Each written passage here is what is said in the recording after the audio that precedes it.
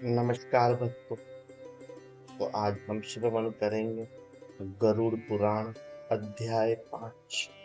इसमें गरुड़ जी भगवान से पूछते हैं कि हे प्रभु, किन किन पापों से इंसान को कौन कौन सी योनियां प्राप्त होती, ये जरा मुझे बताइए।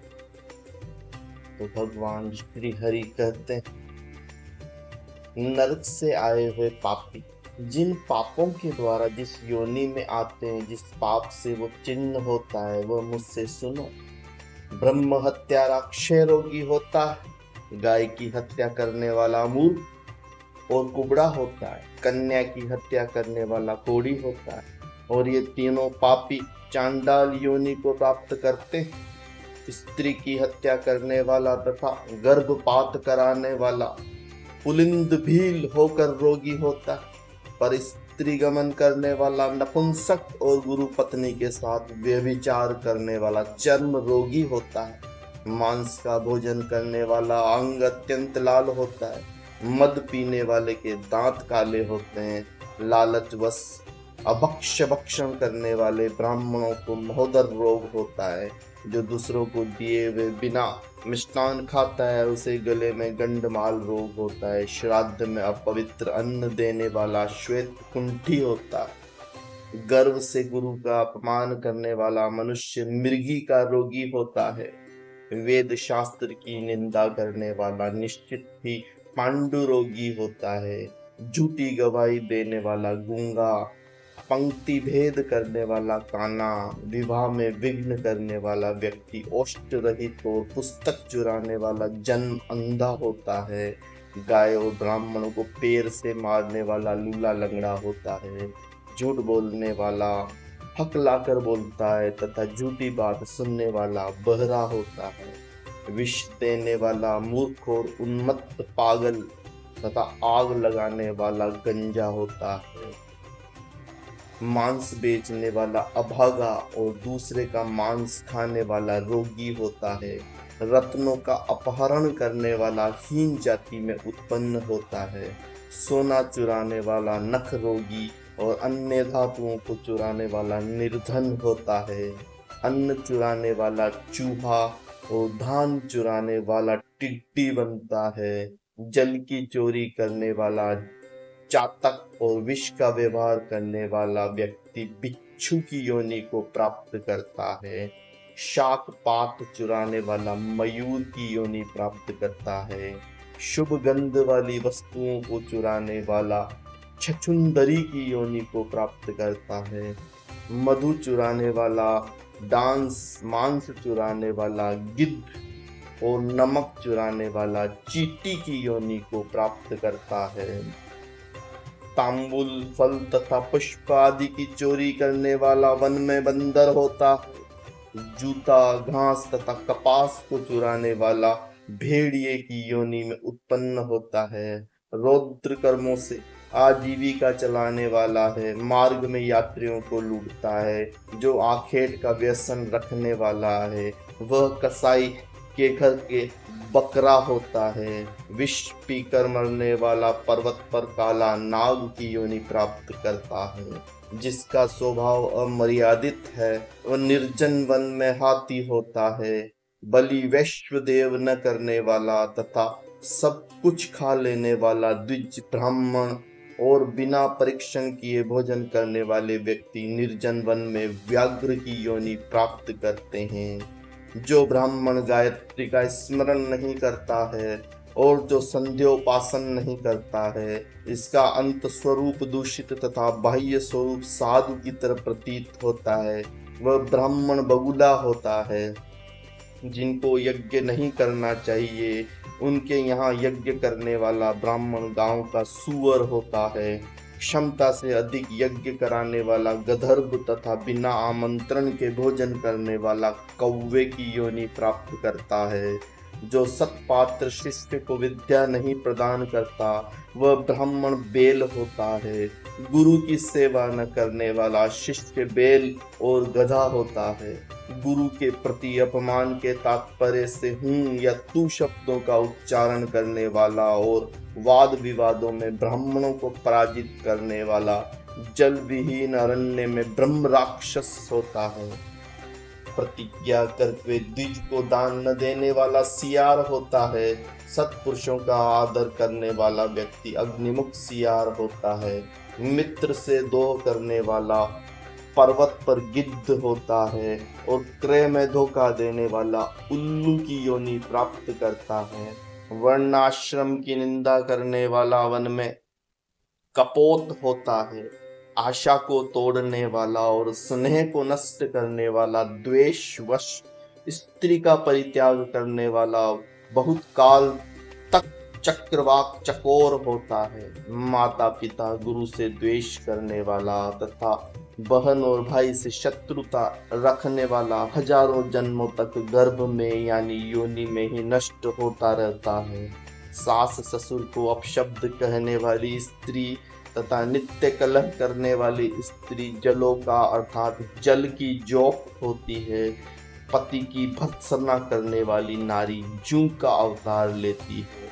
अपने पति का परित्याग करके परपुरुष का सेवन करने वाली स्त्री चमगादड़, छिपकली अथवा दो मुंह वाली सर्पणी की योनि को प्राप्त करती है। सगोत्र की स्त्री के साथ संबंध बनाकर अपने गोत्र को विनिष्ट करने वाला तरक्ष, लकड़बग्घा और शल्लक्षाही होकर रीछ योनि में जन्म लेता है। तापसी के साथ व्यभिचार करने वाला कामी पुरुष मरु प्रदेश में पिशाच की योनि प्राप्त करता है।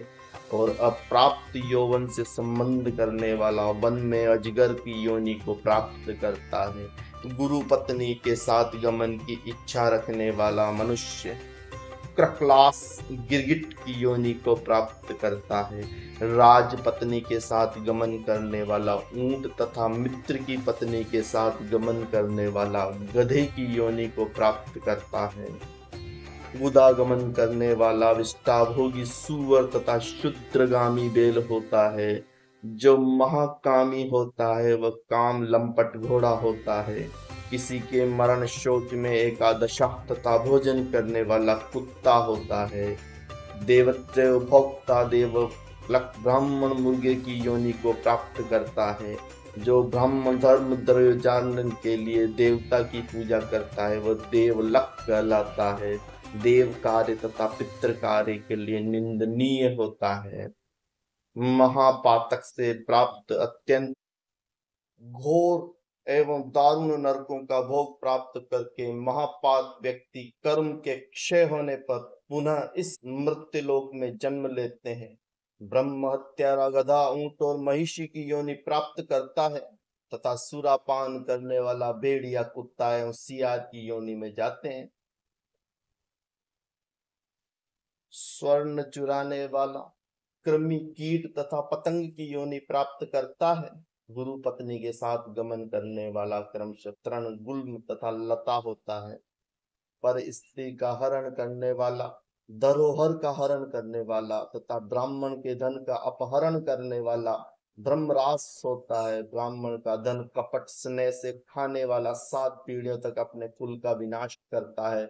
बलात्कार तथा चोरी के द्वारा खाने पर जब चंद्रमा और तारकों की स्थिति होती है तब वह अपने कुल को जलाता है।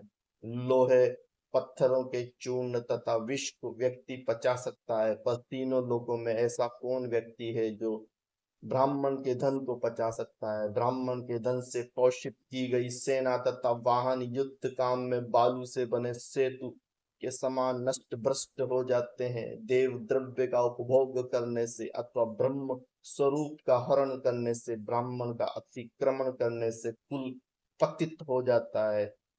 अपने आश्रित वेद प्रायण ब्राह्मणों को छोड़कर अन्य ब्राह्मण को दान देना ब्राह्मण का अतिक्रमण करना कहलाता है।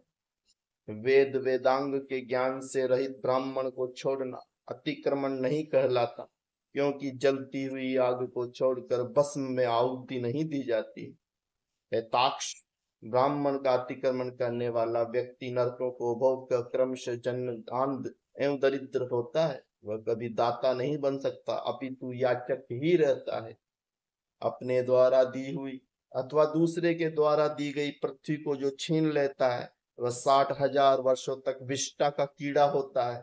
जो स्वयं कुछ देकर पुनः स्वयं भी ले लेता है, वह पापी एक कल्प तक नरक में रहता है। जीविका अथवा भूमि का दान देकर यत्न पूर्वक उसकी रक्षा करनी चाहिए। जो रक्षा नहीं करता, प्रत्युत उसे हर लेता है, वह पंगु अर्थात लंगड़ा कुत्ता कहलाता है। ब्राह्मणों को आजीविका देने वाला व्यक्ति 1,00,000 गोदान का फल प्राप्त करता है, और ब्राह्मण की वृत्ति का हरण करने वाला बंदर, कुत्ता तथा लंगूर की योनि को प्राप्त करता है। हे खगेश्वर, प्राणियों को अपने कर्म के अनुसार लोक में पूर्वोक्त योनियां तथा शरीर पर चिन्ह देखने को मिलते हैं। इस प्रकार दुष्कर्म करने वाले जीव नारकीय यातनाओं को भोग कर अभिष्ट पापों को भोगने के लिए इन पूर्वोक्त योनियों में जाते हैं। इसके बाद हजारों जन्म तक पशु पक्षी का शरीर प्राप्त करके वे बोझा ढोने आदि कार्यों से दुख प्राप्त करते हैं। फिर पक्षी बनकर वर्षा, शीत तथा आतप से दुखी होते हैं। इसके बाद अंत में जब पुण्य और पाप बराबर हो जाते हैं, तब मनुष्य की योनि को प्राप्त होती है। स्त्री पुरुष के संबंध से वह गर्भ में उत्पन्न होकर क्रम से गर्भ से लेकर मृत्यु तक के दुखों को प्राप्त कर पुनः मर जाता है। इस प्रकार सभी प्राणियों का जन्म और विनाश होता है। ये जन्म मरण का चक्र चारों प्रकार से सृष्टि में चलता रहता है। मेरी माया से प्राणी घटी यंत्र की भांति ऊपर नीचे की योनियों में भ्रमण करते रहते हैं। कर्म पाश बंधे रहकर कभी वे नरक और कभी भूमि पर जन्म लेते रहते हैं। दान न देने से प्राणी दरिद्र होता है। दरिद्र हो जाने पर फिर पाप करता है। पाप के प्रभाव से नरक में जाता है, और नरक से लौटकर पुनः दरिद्र और पुनः पापी होता है। प्राणी के द्वारा किए गए शुभ अशुभ कर्मों का फल उसे अवश्य ही भोगना पड़ता है, क्योंकि सैकड़ों कल्पों के बीत जाने पर भी बिना भोग के कर्म फल का नाश नहीं होता। इस प्रकार गरुड़ पुराण के अंतर्गत पाप चिन्ह निरूपण नामक 5वां अध्याय पूर्ण होता है। हम पूरी आशा करते हैं कि हमारे द्वारा दी हुई जानकारी आपको बहुत अच्छी लगी होगी। अगर आपको दी हुई जानकारी अच्छी लगे तो आप चैनल को सब्सक्राइब कर दीजिएगा, लाइक का बटन दबा दीजिएगा। इससे हमें भी लगे कि हमारा दी हुई जानकारी आपको अच्छी लगी और आपने हमें सब्सक्राइब किया। आपने जिस तरह से इस कथा का श्रवण किया है, इसके लिए आपका बहुत बहुत धन्यवाद। आगे भी हम इसी तरह की कथाएं आपके लिए लाते रहेंगे, और आप इसी तरह प्रेम पूर्वक उन कथाओं का श्रवण करके और चैनल को लाइक और सब्सक्राइब करके हमें गर्वान्वित महसूस करवाते रहेंगे। इसी के साथ आज का ये कथा समाप्त करते हैं। आपका बहुत बहुत धन्यवाद।